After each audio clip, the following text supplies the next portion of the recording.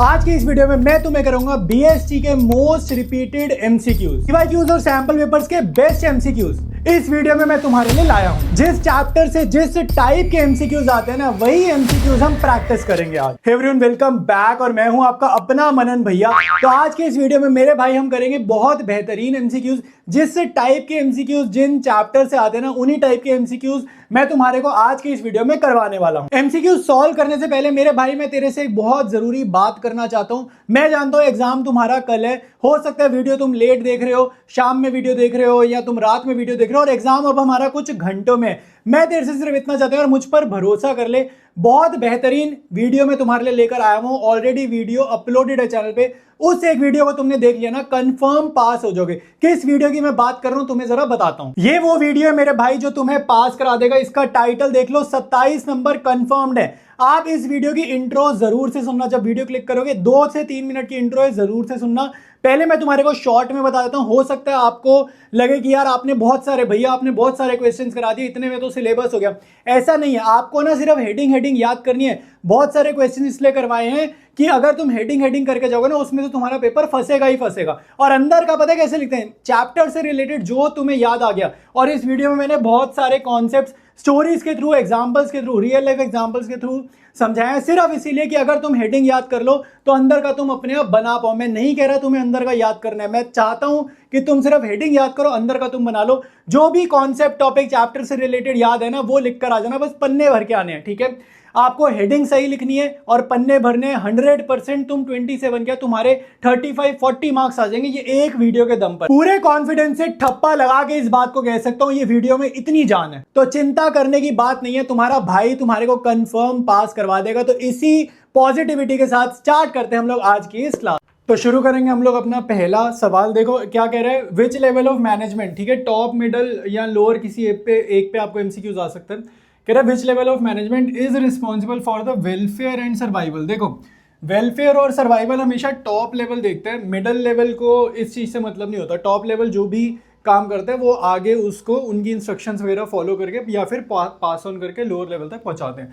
तो वेलफेयर होगा अच्छा और सर्वाइवल वो कौन देखता है, टॉप लेवल मैनेजमेंट। अगला करेंगे, कहते हैं anyone can be called a manager irrespective of the educational qualification possesses. ठीक है, देखो मैनेजर कोई भी बन सकता है। लाइन क्या कह रही है, मैनेजर कोई भी बन सकता है, एजुकेटेड हो या ना हो, मैनेजर कोई भी बन सकता है। कह रहा है identify the characteristic of the profession. ठीक है, identify the characteristic of the profession that management does not fulfil. देखो अगर हम कोई प्रोफेशन की बात करें, जैसे सीए, लॉयर और डॉक्टर हो गया, इन सबको प्रॉपर डिग्री लेनी पड़ती है, तब जाके ये एक सीए अपने आप को सीए बोल सकता है, डॉक्टर अपने आप को डॉक्टर बोल सकता है, लॉयर अपने आप को लॉयर बोल सकता है। बट मैनेजर बनने के लिए कहीं जाकर कोई स्पेशल डिग्री लेने की जरूरत नहीं है। तो ये कौन सी कैरेक्टरिस्टिक है जो फुलफिल नहीं करता। ठीक है, तो ये कौन सी कैरेक्टरिस्टिक फुलफिल नहीं करता जो प्रोफेशन में करनी पड़ती है, जो प्रोफेशन में करनी पड़ती है लेकिन मैनेजमेंट में नहीं करनी पड़ती। तो वो होता है अपना रिस्ट्रिक्टेड एंट्री। नेक्स्ट है, कह रहे एएलओ एक कंपनी या mobility platform is in the process of laying of. Laying of का मतलब होता है जॉब से निकालना। ठीक है, लेइंग ऑफ का मतलब होता है जॉब से निकालना।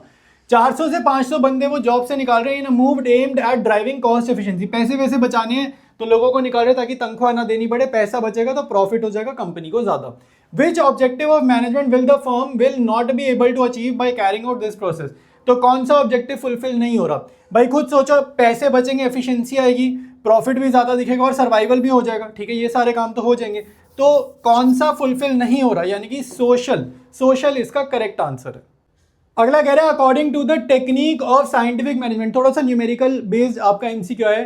कह रहा है differential piece wage system how much more will a worker make. मान लो तुम्हें बिल्कुल नॉलेज नहीं है ना, तुम इसको एक बेसिक मैथ्स का सिंपल सा अकाउंट्स का क्वेश्चन करके करो, बहुत आराम से हो जाएगा। कह रहा है how much more will a worker making 60 units earn as compare to worker making 49 units. देखो सवाल क्या है, हाउ मच मोर, ये मेन तुम्हारा सवाल है। हाउ मच मोर मतलब 60 यूनिट्स बनाने वाला 49 वाले से कितना ज्यादा कमाता है। वैसे वो 11 यूनिट ही ज्यादा बना रहा है, लेकिन वो कमा कितना ज्यादा रहा है वो पूछ रहे हैं। If the standard output per day is 50, कह रहे हैं मिनिमम 50 एक स्टैंडर्ड उन्होंने सेट किया कि इतना होना चाहिए। And those who make the standard output और more than standard output get 75। ठीक है, यानी कि जिसने 60 यूनिट्स बनाए हैं उसको मिलेगा पर यूनिट 75 रुपीज। ठीक है, जिसने 60 यूनिट्स बनाए हैं, और जिसने 50 यूनिट से कम बनाए हैं उसको कितना मिलेगा, 65 रुपीज। तो जिसने 50 से कम बनाए उसको मिलेगा 65, तो उससे कम कितने 49, तो 49 वाले को कितने मिलेंगे 65, ठीक है। तो जिसने ज्यादा बनाया उसको इतने पैसे मिलेंगे, जिसने 49 बनाया उसको इतने पैसे मिलेंगे। तो डिफरेंस क्या है, मोर पूछ रहे हैं ना, मोर, तो डिफरेंस क्या है, this multiplied by this minus इसको इससे मल्टीप्लाई करेंगे तो अपना आंसर आ जाएगा, ठीक है। तो इसका आंसर देख लेते हैं भाई, इसका आंसर आएगा, यही काम किया, इसको इससे मल्टीप्लाई माइनस करा, इसको इससे मल्टीप्लाई, आंसर आ रहा है 13 15, तो 13 15 आंसर आ रहा है, यानी कि ऑप्शन सी इसका करेक्ट है। नेक्स्ट करेंगे, कह रहा था principle of management given by Fayol which aims at preventing overlapping. यार जब भी ओवरलैपिंग आ जाएगा ना, ओवरलैपिंग ऑफ एक्टिविटीज, आपको यूनिटी ऑफ डायरेक्शन पे ही टिक लगाना है। नेक्स्ट देखो, in Shaleen private limited there is one head Shaleen who has 2 lines of authority, ठीक है, 2 लाइंस ऑफ अथॉरिटी है शालीन के नीचे, ठीक है। तो ऊपर कोई शालीन बैठे है, इसके नीचे एक ये लाइन ऑफ अथॉरिटी है, एक ये लाइन ऑफ अथॉरिटी है, मतलब इसके नीचे 2 अथॉरिटी होगी, ठीक है, 2 लोग, मतलब पूरी की पूरी चेन है ये एक तरीके से। फिर कह रहा है वन लाइन कंसिस्ट ऑफ सारा, रजत, अभिषेक, इस्माइल, क्रिस, तो यहाँ पे है सारा, रजत, अभिषेक, इस्माइल और क्रिस, ठीक है, ये हो जाएगा। नेक्स्ट है अनदर लाइन, क्या है, शालीन के नीचे इज लता, रूपा, गीत, हुसैन, प्रीति, लता, रूपा, ठीक है, गीत, हुसैन और प्रीति, ठीक है, तो ये हो जाएगा। According to a principle of management given by Fayol, if Ismail has to communicate with Hussain, देखो इस्माइल यहाँ पे चौथे नंबर पे, हुसैन भी चौथे पे, अब ये आपस में नहीं बात कर सकते, ये आपस में नहीं कम्युनिकेट कर सकते, तो इसमें सिंपल तुम्हें क्या करना होगा, अगर इसको सेम लेवल के बंदे को कम्युनिकेट करना है तो ये पहले ऐसे ऊपर जाएगा यहाँ तक, और फिर यहाँ से जो टॉप है यहाँ से फिर से ये सारी बात घूम के यहाँ पे आएगी, तो ये तुम्हारा सिंपली आंसर बनने वाला है, जो वो पूछ रहे हैं वो यही पूछ रहे हैं। According to a principle of management given by Fayol, if Ismail has to communicate with Hussain who is at the same level of authority then illustrate the route, तो अपने को रूट बताना है, ठीक है, मेन अपने को रूट है, जो ऑप्शंस गिवन है वो रूट की ही गिवन है, ठीक है। और वो कह रहे हैं ये दोनों सेम लेवल ऑफ अथॉरिटी पे, ये दोनों सेम लेवल ऑफ अथॉरिटी पे, तो यहाँ पे इस्माइल, ठीक है, फिर ये ARS, तो इस्माइल ARS, फिर अब ये टॉप आ जाएगा शालीन, फिर LRGS, ठीक है, LRGS, ठीक है, तो ऑप्शन ए ही इसका ठीक हो जाएगा। नेक्स्ट है आपका मैचिंग पे, मैचिंग वाले क्वेश्चन, असर्शन, रीजन, ये बहुत ज्यादा आते हैं, ठीक है। तो मैचिंग में देखो भाई, डायनेमिक नेचर किसके साथ मैच होगा, डायनेमिक मतलब होता है बदलाव, ठीक है, तो यहाँ पे कीवर्ड है अपने पास है चेंजिंग, तो ये हो जाएगा A का 3, ठीक है। तो सबसे पहले चेक करो, थर्ड ऑप्शन यहाँ पे A में है और C में है, तो यानी कि B तो गलत हो गया, D भी गलत हो गया, ठीक है, B और D गलत हो गए। इसके बाद कंप्लेक्सिटी और रिलेटिविटी, कंप्लेक्सिटी में आपको या रिलेटिविटी में, जैसे अगर ऑप्शन 2 देखते हैं पहले, तो business environment differs from country to country and region to region, ये जो चीज़ है ये रिलेटिविटी हो जाएगी, ठीक है, ये रिलेटिविटी हो जाएगी, और फिर बचा कुचा अपने आप कंप्लेक्सिटी में चला जाएगा। तो पहले अपना 3 है, फिर 2 है, फिर 1 है, ठीक है, 3 2 और 1, तो ये अपना हो जाएगा 3 और नहीं 2 नहीं है, 3 इसके साथ 3 है, इसके साथ 1 है, 3 1 2 है, 3 1 2 है, तो 3 1 2 अपने पास ऑप्शन सी में जाएगा।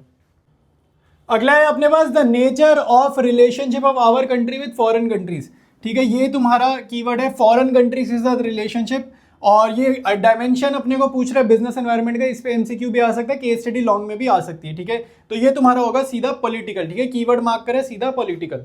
नेक्स्ट है एज पार्ट ऑफ रेगुलेशन, ठीक है, रूल्स एंड रेगुलेशन, अगेन तुम्हारा बिजनेस एनवायरनमेंट पे रूल्स एंड रेगुलेशन तुम्हारा कीवर्ड है यहाँ पे, क्लियर पहले वर्ड में, मतलब पहले 3 वर्ड्स में रेगुलेशन लिख दिया उसने, ठीक है। अब अगर मैं आगे भी ना पढ़ूँ ना, मैं तो भी बोलना चाहूंगा कि इसका आंसर क्या रहने वाला है, लीगल रहने वाला है, ठीक है। आगे का तुम बिना पढ़े वैसे तो पढ़ लेना सेफ्टी के लिए, बट इसमें तुम्हें आगे का कोई जरूरत नहीं है, सीधा रेगुलेशन रूल्स पढ़ती, लीगल एनवायरनमेंट। नेक्स्ट है प्लानिंग इज फ्यूचरिस्टिक, ये बात तो सही है भाई, हम फ्यूचर के लिए प्लान करते हैं कि फ्यूचर में क्या करना है, सारी चीजें फ्यूचर रिलेटेड है, असर्शन तो करेक्ट है। रीजन कह रहा है planning is concern with the future which is certain, देखो फ्यूचर सर्टेन नहीं होता, फ्यूचर अनसर्टेन होता है, हमें नहीं पता क्या होगा, फ्यूचर अनसर्टेन होता है, तो यहाँ पे सर्टेन वर्ड जो है वो टोटली रॉन्ग है, ठीक है, प्लानिंग फ्यूचर सर्टेन नहीं है, टोटली रॉन्ग है, तो एजर्शन तो करेक्ट है, रीजन इनकरेक्ट है, ठीक है। तो इसमें देख लेते हैं भाई हमें क्या ऑप्शन करनी है, एजर्शन ट्रू है, रीजन अपना फॉल्स है, ऑप्शन नंबर सी। नेक्स्ट है which of the following is not a step in the process of planning, planning में क्या नहीं आता भाई, देखो भाई ध्यान से, प्लानिंग में क्या नहीं आता, यहाँ पे जॉब वाला पॉइंट तुम्हारे को दिख रहा है, ये एलोकेशन ऑफ जॉब्स, प्लानिंग में हम जॉब्स वगैरह अलॉट नहीं करते हैं, ठीक है, बाकी सारी चीजें ठीक है, ये काम प्लानिंग में नहीं होता।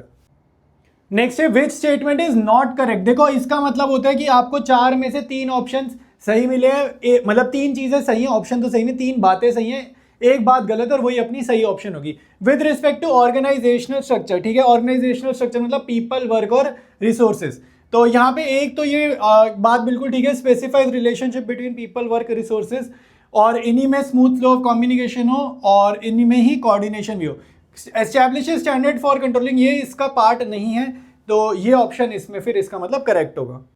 नेक्स्ट देखो भाई, name the function of management, plans into action, translating plans into action. इसमें बहुत बच्चे कई बार डायरेक्टिंग लिख देते हैं। एनसीईआरटी की लैंग्वेज में क्लियर ये ऑर्गेनाइजिंग चैप्टर में बात लिखी हुई है, तो इसका आंसर ऑर्गेनाइजिंग है, ठीक है। ये चीज याद रखना, सारे मैं जो क्वेश्चंस आपको करवा रहा हूँ सैंपल क्वेश्चन पेपर के उठाए हुए हैं, सीबीएसई वाले या फिर प्रीवियस ईयर एक्चुअली में बोर्ड में आए हुए हैं, तो सारे क्वेश्चंस बहुत अच्छे हैं, तो इनके आंसर ध्यान से देख कर जाना।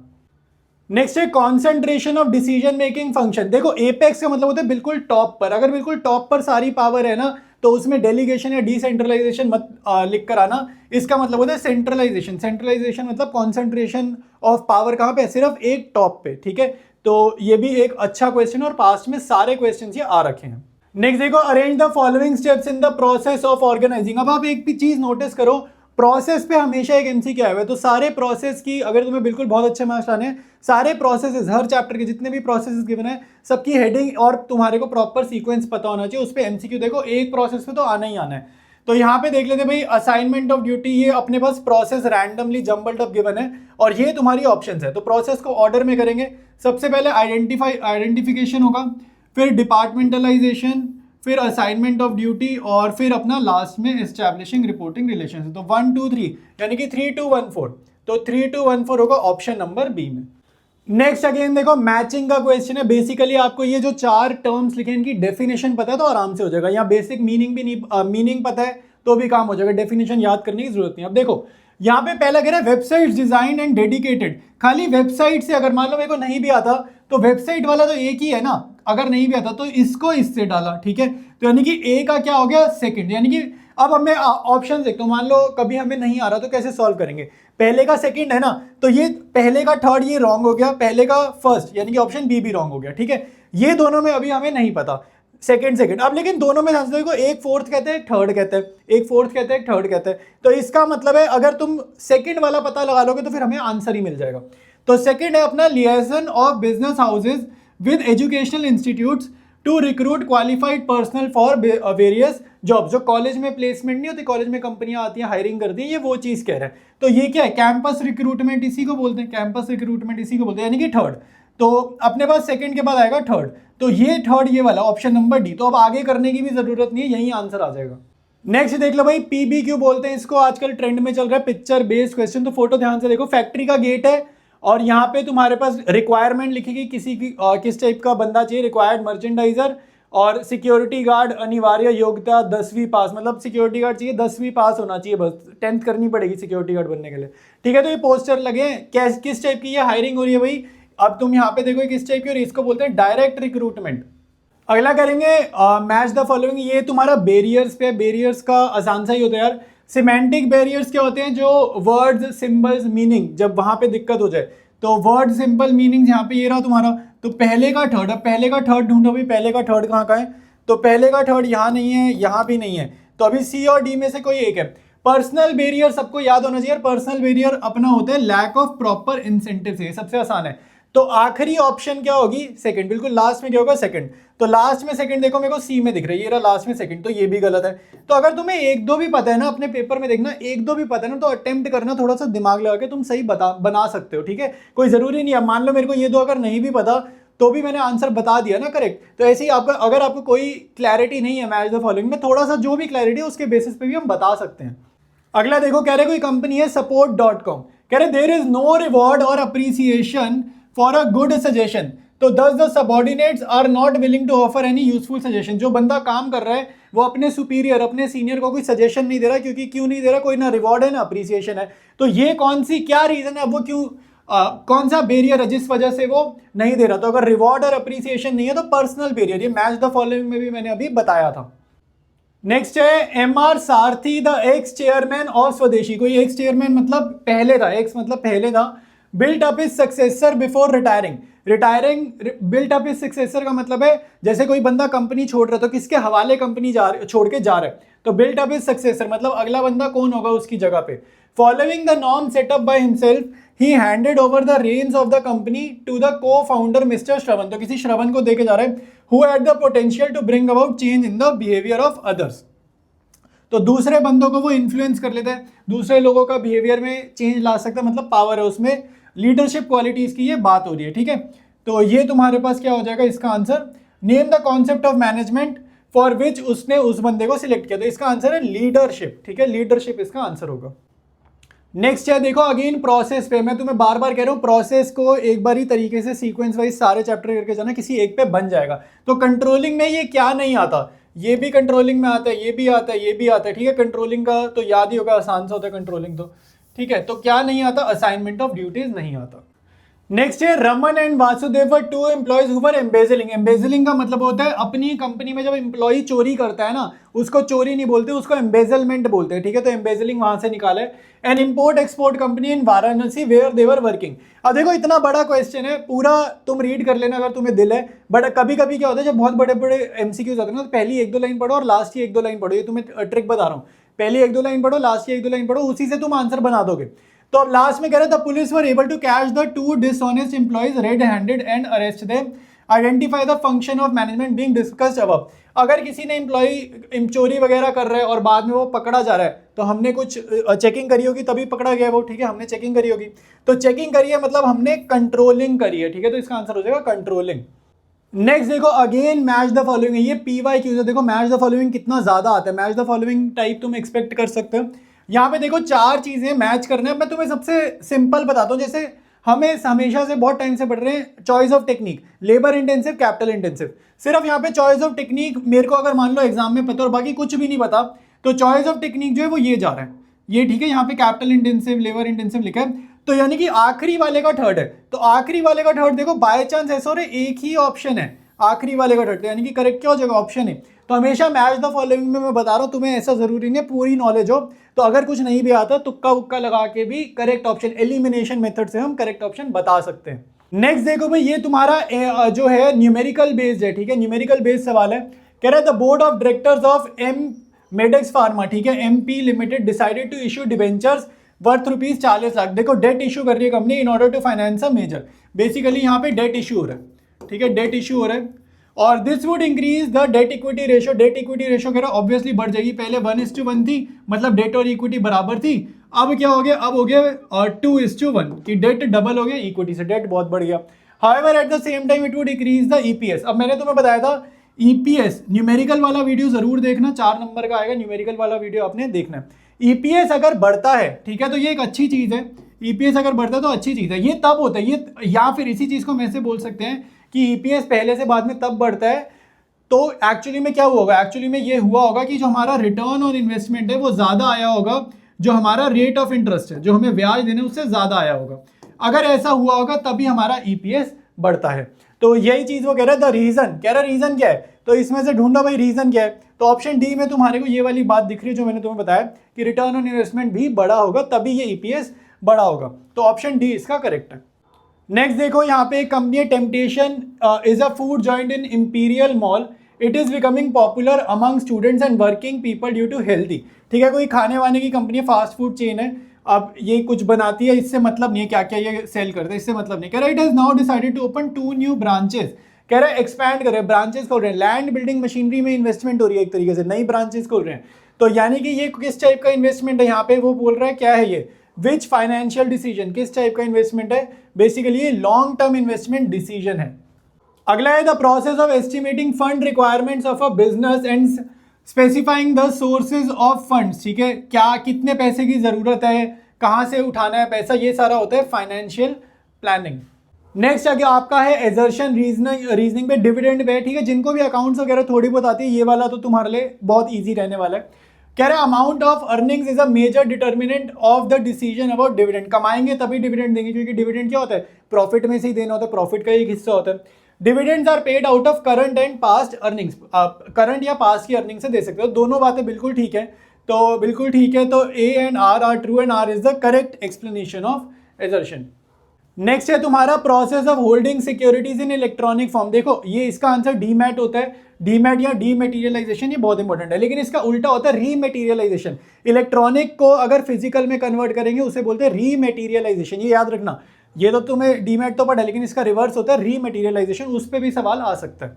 नेक्स्ट है तुम्हारा an institution constituted for the purpose of assisting regulating controlling the business. ठीक है, इनमें से कौन सा फंक्शन, ये सभी बड़ा इंपॉर्टेंट टॉपिक रहने वाला है। तो इसके 3 फंक्शंस होते हैं, ठीक है, रेगुलेटरी, डेवलपमेंट और प्रोटेक्टिव। तो इन तीनों के अलावा, ठीक है, ये तीनों तो तुम्हें यहाँ मिल जाएंगे एबीसी में, ठीक है, ये तो यहाँ मिल जाएंगे। तो इनके अलावा जो ऑप्शन है प्राइसिंग ऑफ सिक्योरिटी, ये सेबी का काम नहीं होता। Next again match the following. Match the following तुम्हें बहुत आया हुआ है पीवाईक्यूज में, मैच द फॉलोइंग अच्छे से इस टाइप के करके जाना। तो फाइनेंशियल मार्केट किसके साथ जाएगा भाई? फाइनेंशियल मार्केट तुम्हारा हो जाएगा ऑप्शन नंबर 2, ठीक है। प्राइमरी मार्केट अपनी होती है न्यू इशू मार्केट, हाँ ये रही न्यू इशू मार्केट, और सेकेंडरी होती है स्टॉक मार्केट। तो 231 हमें ढूंढना है, 231, अच्छा पहले में ही मिल गया, तो ये करेक्ट है। यहाँ पे देखो आपको एक सिचुएशन बताई जा रही है, सिचुएशन पढ़ते हैं, कह रहे हैं Raghav friend Raman works as a CA in solutions limited. तो रमन कहाँ पर है? रमन एक सीए है, ठीक है, रमन क्या है? CA. Raman in a meeting with the board of directors, company के मालिकों के साथ, बोर्ड ऑफ डायरेक्टर में कंपनी के मालिकों के साथ उसने मीटिंग करी और उसे पता चला कि कंपनी बोनस देने वाली है। देखो बोनस देगी कंपनी तो उसका शेयर का प्राइस बढ़ेगा, तो यानी कि उसको एडवांस में ही पता चल गया कि शेयर का प्राइस बढ़ेगा। किसको पता चल गया? रमन को पता चल गया। तो रमन कौन है? कंपनी के अंदर का बंदा है, इसको बोलते हैं इनसाइडर, ठीक है, कंपनी के अंदर का बंदा है। कंसीडरिंग दिस, रमन ने अपने दोस्त राघव को बोला, रमन ने राघव को बोला, रमन अंदर का बंदा है, इसको पता चल गया भाई शेयर का प्राइस बढ़ेगा। क्यों बढ़ेगा? क्योंकि बोनस अभी देना है। तो अब तुम खुद सोचो, अगर इसको पहले ही पता शेयर का प्राइस बढ़ेगा तो ये अपने दोस्त को बोल के शेयर खरीदवा लेगा, ठीक है, शेयर खरीदवा लेगा तो बाद में बढ़ेगा तो प्रॉफिट हो जाएगा, तब ये बाद में दोस्त से कमीशन वगैरह ले लेगा। तो ये चीजें रॉन्ग है, ये चीजें होनी नहीं चाहिए, ठीक है। ये चीजें अगर कोई देख रेख नहीं करेगा तो भाई इनसाइडर ट्रेडिंग बोलते हैं, बहुत ज्यादा बढ़ जाएगी, ठीक है, तो बहुत नुकसान होगा आम जनता को। तो ये सारी चीजें सेबी कंट्रोल करता है, और ये क्या कर रहा है? प्रोटेक्शन कर रहा है, ये प्रोटेक्टिव फंक्शन में आएगा, ठीक है, प्रोटेक्ट कर रहा है हमारे को इन सब चीजों की माल प्रैक्टिसेस से। नेक्स्ट देखो भाई, ये वाला मुझे इंपॉर्टेंट लग रहा है, ये इंपॉर्टेंट है, इसको करके जाना, ये एग्जाम में आ सकता है। तो यहाँ पे देखो आपके पास 4 ऑप्शन है, कह रहे अरेंज द स्टेप्स, ये सीक्वेंस ठीक करना है, ये टेढ़ा मेढ़ा सीक्वेंस है, सीक्वेंस ठीक करना है। In trading procedure at the stock exchange में जब ट्रेडिंग होती है क्या होता है भाई? तो अपने पास सबसे पहले डीमैट अकाउंट होना चाहिए। ट्रेडिंग करेंगे कैसे? अकाउंट ही नहीं होगा तो डीमैट होना चाहिए, यानी कि ऑप्शन 2 सबसे पहले। तो ऑप्शन 2 भाई सिर्फ सी कटा अभी तक, बाकी सारे जिंदा है। अकाउंट खोलोगे, उसके बाद तुम क्या करोगे? प्लेसमेंट करोगे ऑर्डर की, ठीक है, ऑर्डर प्लेस करोगे, ठीक है, ऑर्डर प्लेस करेंगे सब, उसके बाद तो यानी कि सेकंड के बाद थर्ड किस किस में है? तो बी में नहीं है, ये गलत, ए में भी नहीं है, ये भी गलत, ठीक है, सीधा मिल गया ऑप्शन डी। आगे का मत पढ़ो, यहीं से तुम्हारा आंसर बन गया, करेक्ट, काम खत्म। नेक्स्ट पढ़ो भाई, इसमें गलती हो जाती क्योंकि हम ना जल्दबाजी में चीजें पढ़ लेते हैं और यहाँ गलती होती है। यहाँ पे ध्यान से देखो, स्टेटमेंट 1 कह रहे electronic holdings can be converted. Electronics को तो हम कन्वर्ट कभी भी नहीं करते हैं, ठीक है। इलेक्ट्रॉनिक्स को अगर हम कन्वर्ट करेंगे फिजिकल डॉक्यूमेंट्स में तो उसे रीमेटीरियलाइजेशन बोलते हैं, रीमेटीरियलाइजेशन बोलते हैं, ठीक है। डीमैट उल्टा होता है, फिजिकल टू इलेक्ट्रॉनिक्स डीमैट होता है। तो स्टेटमेंट 1 गलत है, स्टेटमेंट 1 फॉल्स है। तो यहाँ पे देखो भाई, स्टेटमेंट 1 इज फॉल्स वाली कौन सी ऑप्शन है? तो statement 2 is true and statement 1 is false, option B इसका करेक्ट है। अब इसमें मैंने आगे पढ़ा भी नहीं है, ठीक है, आगे पढ़ा भी नहीं है क्योंकि स्टेटमेंट 1 इज फॉल्स की एक ही ऑप्शन है, तो आगे पढ़ने की जरूरत भी नहीं है। और अगर आप आगे पढ़ोगे, मान लो तुम्हें डाउट हो रहा है भाई ऑप्शन डी तो नहीं है, कहीं दोनों तो नहीं गलत, तो स्टेटमेंट 2 आपकी करेक्ट है। स्टेटमेंट 2 कह रहा है कि जब डीमैटीरियलाइजेशन हो जाए, जब इलेक्ट्रॉनिकली हमारा सारा अकाउंट इलेक्ट्रॉनिक हो, ठीक है, ट्रेडिंग अकाउंट अपना इलेक्ट्रॉनिक हो, तो ये ऐसे चोरी चकारी लॉस वगैरह होने का टेंशन नहीं होता। अगला कह रहा है name the function of management which is effective in bringing repeat sales. Customer बार बार आए, रिपीट सेल मतलब कस्टमर बार बार आए अपने पास, ठीक है, तो वो कब आएगा? अगर कस्टमर सपोर्ट अच्छा होगा। कस्टमर सपोर्ट पे इसीलिए कंपनियां ध्यान देती हैं, तो कस्टमर सपोर्ट सर्विसेज। नेक्स्ट है involve a variety of program designing to promote और प्रोटेक्ट कंपनीज इमेज। ये तुम्हारा कीवर्ड है, प्रमोट और प्रोटेक्ट कंपनीज इमेज, और यहीं से पता चल रहा है आंसर इसका क्या होगा? Public relations. नेक्स्ट है identify the correct sequence two level channel. Two level का मतलब है कि होलसेलर के बाद 2 आते हैं, ठीक है, 2 बीच में आते हैं, तो होलसेलर के बाद 2 बीच में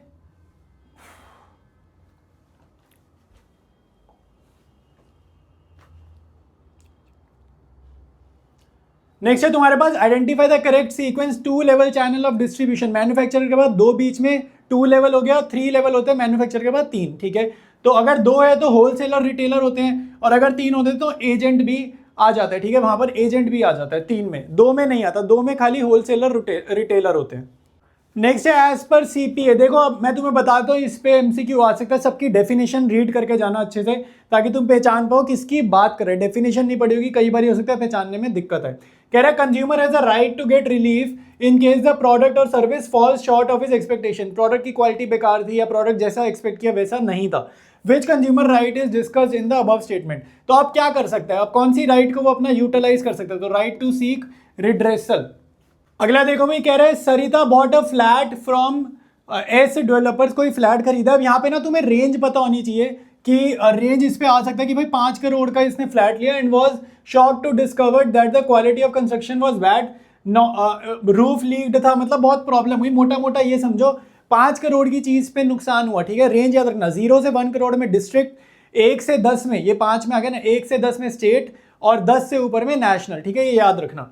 तो अब यहाँ पे ये 5 है ना, तो ये 1 से 10 वाली रेंज में आ जाएगा, तो डिस्ट्रिक्ट भी नहीं है, 10 से ज्यादा में नेशनल होगा तो वो भी नहीं है, तो स्टेट कमीशन में आपका आंसर जाएगा। नेक्स्ट देखो भाई, ये भी इंपॉर्टेंट है, ये भी अच्छा कह रहा है, which among the following is not considered a consumer. Consumer कौन नहीं है, मैं तुम्हें बताया तो, अगर कोई कमर्शियल पर्पस के लिए लेते हैं वो कंज्यूमर नहीं होता, इसी को वो रीसेल पर्पस भी बोलता है, इसी को वो रीसेल पर्पस भी बोलता है। तो याद रखना, कमर्शियल है, रीसेल है, तुम्हारा आंसर यही रहने वाला है। तो बेस्ट एमसीक्यूज मैंने तुम्हें कराए, ये सभी एमसीक्यूज तुम्हारे पीवाईक्यूज थे या फिर सैंपल क्वेश्चन पेपर वाले थे, तो सारे एमसीक्यूज आपने कर जाने हैं। तो मिलेंगे बहुत जल्द हम एक और नए वीडियो में।